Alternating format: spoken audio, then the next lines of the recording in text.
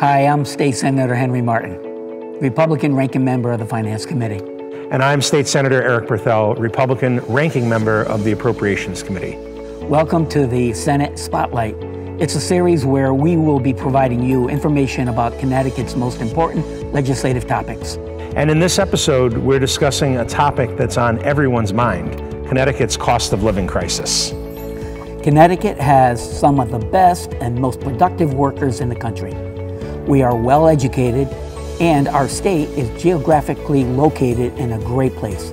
However, these advantages are being drowned out by unsustainably high cost of living expenses, from purchasing groceries to high utility bills, medical insurance, gasoline, housing, and taxes on everything we buy. The Democrats in state government have not helped with persistent high spending, the accrual of massive state debt, and voting for policies that make Connecticut unaffordable. Connecticut's cost of living is more than 21% higher than the national average. And while national inflation has skyrocketed, there are significant contributors to cost of living right here in our state.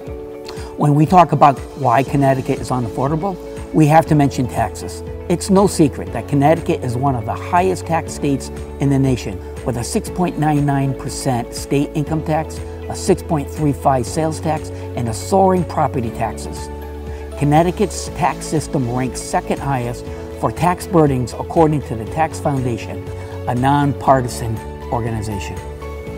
Democrats voted for statewide tax increases in 2011, 2015, and most recently in 2019, when they voted to expand the sales tax on even more goods and services. And each session, Connecticut Democrats continue to introduce new ways to tax Connecticut residents. These regressive taxes make Connecticut less affordable for low to middle income residents and deter families and businesses from developing roots or staying in Connecticut. We are missing out on major opportunities to attract businesses and residents because our taxes are so high, and our state government continues with spending growth and burdensome regulatory policies. Data has shown that communities and states that have the largest economic growth are the ones with lower taxes and less government spending. These are the ones that attract businesses, people, and the jobs. Prior to 2017, the state of Connecticut's finances were in dire straits and had been mismanaged for decades.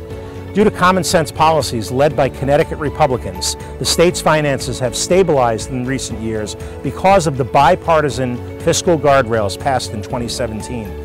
These guardrails ensured that any end-of-year surplus went towards paying down our state's long-term debt that had been shackling state economic growth and allowed us to use the savings to fund social services. However, with the pandemic money gone, a deficit is anticipated for the next biennium budget in 2025. The Democrats are already discussing dismantling our fiscal guardrails, which are currently in place until 2028. Some Democrats have even publicly called for an end to the guardrails. We've started down a path of fiscal responsibility. Why should we change course now? Changing the guardrails could mean a much larger state budget, which would require even higher taxes. We know that Connecticut residents can't afford more taken from their paychecks, and we will fight to make sure the fiscal guardrails stay in place. By keeping our fiscal house in good order, we will be able to attract more investments to Connecticut and grow our economy and state revenue. Fixing the damage from years of overspending and mismanagement of state finances will not happen overnight. But by maintaining these guardrails, we will keep Connecticut on a positive financial path, reversing the damage from years of irresponsible fiscal policy. Your financial well-being is of concern to us, and we will always work to ensure the state of Connecticut addresses the cost of living crisis that you are all facing, not contribute to it. We will continue to fight to make Connecticut more affordable